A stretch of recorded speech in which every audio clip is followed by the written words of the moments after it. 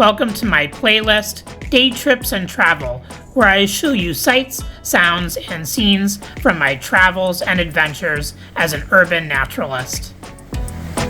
Today, we're going to explore Ohiopyle State Park, part of the Laurel Highlands region in southwest Pennsylvania, filled with whitewater rapids, rustic hiking trails, and deep forest. Before we start, be sure to hit like and subscribe to this channel and share it with others as well.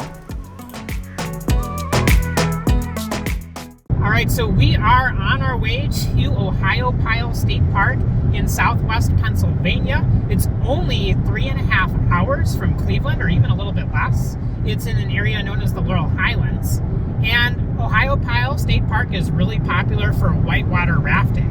People go there for whitewater rafting, they go there for whitewater rafting, they go there for whitewater rafting, but there's actually tons and tons of hiking trails that are supposed to be amazing, and so we're going to check those out and see what we can find and see what we can explore. And we're going to spend a night, so that's going to be really helpful. We'll have, should you have just enough time to really make the most of it.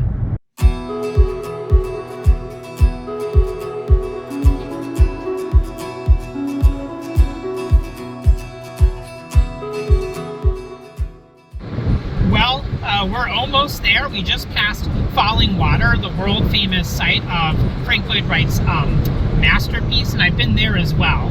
So whitewater rafting, as I mentioned, Frank Lloyd Wright. But today we're going to hit up the trails and we're going to be at the visitor center in a few minutes, and we got to figure out where we're going.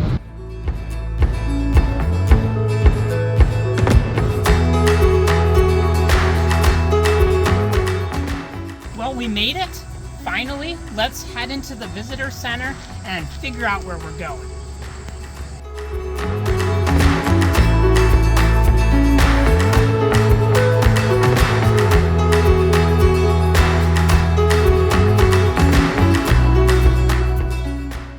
All right, just got a map from the visitor center, and I'm honestly a little overwhelmed. There are a lot of trails here, and I really don't know what to pick, so I've been glancing at it a little bit, and I think we're just gonna go with whatever, and I'm just gonna go with the Jonathan Run Trail. Sounds like a nice trail. I have no idea what it's gonna be like, but I'm way overwhelmed.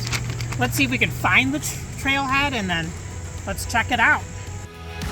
The name Ohiopyle is derived from a Native American term, which roughly translates as "it turns white," perhaps because of the white rapids that are along the Youghiogheny River.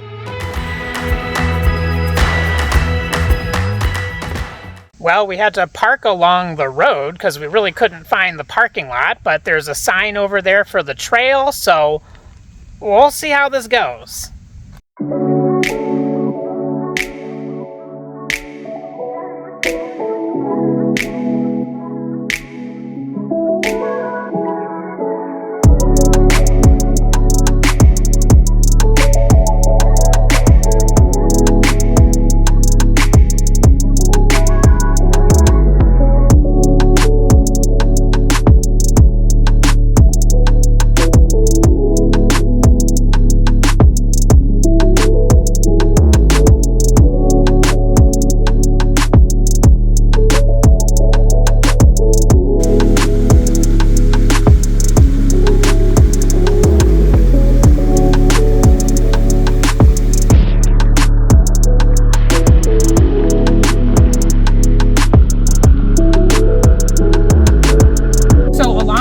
These spring-fed creeks, we're seeing a lot of what looks like this kind of tropical-looking shrub.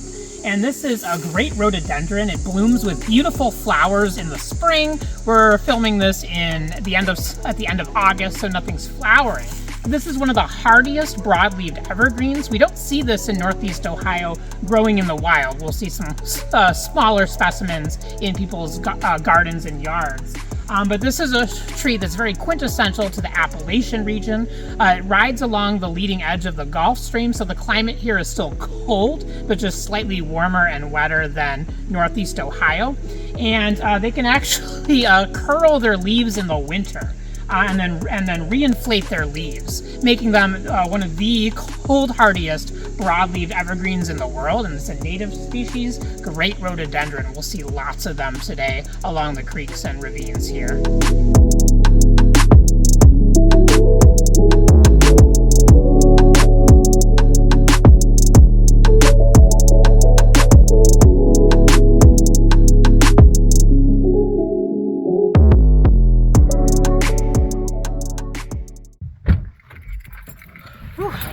That was a good hike.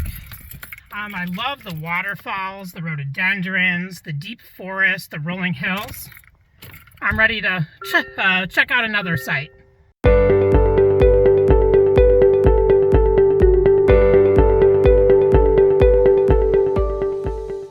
Well, there's a nice little town area in the middle of the state park. The food's nothing to brag about, but it was really convenient and it filled us up, and now we're energized for our next hike. But we're gonna walk and pass right through the town and check it out. Here we go.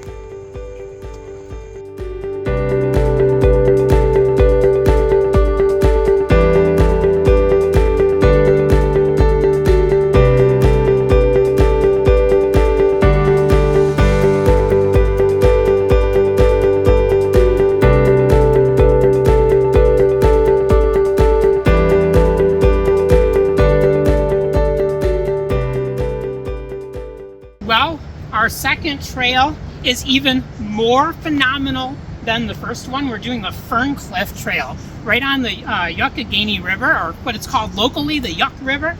And there are rhododendrons dangling over cliffs, big waterfalls, gorgeous views. Quite a change of scenery from 3.5 hours away where Northeast Ohio is. I'm excited to explore this trail. Follow me, let's check it out.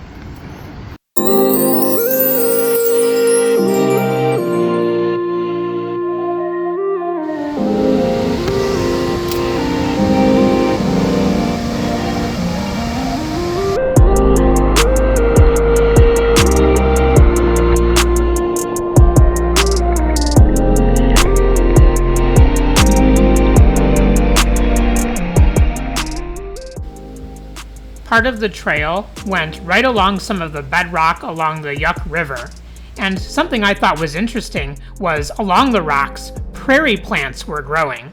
And as someone who lived in the prairie region of Chicago for several years, it was quite a surprise to see prairie plants in the middle of Pennsylvania.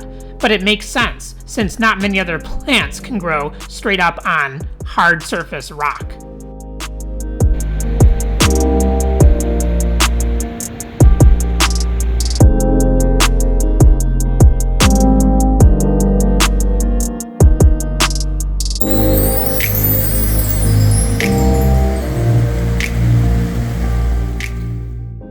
There are a variety of lodging options near the state park, everything from camping to glamping to anything in between.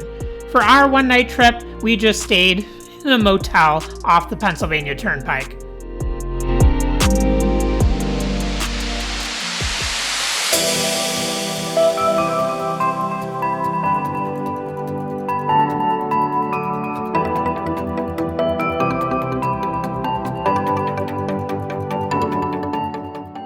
Roaring Run itself was such a nice babbling brook and well protected, and the trail went along most of the creek.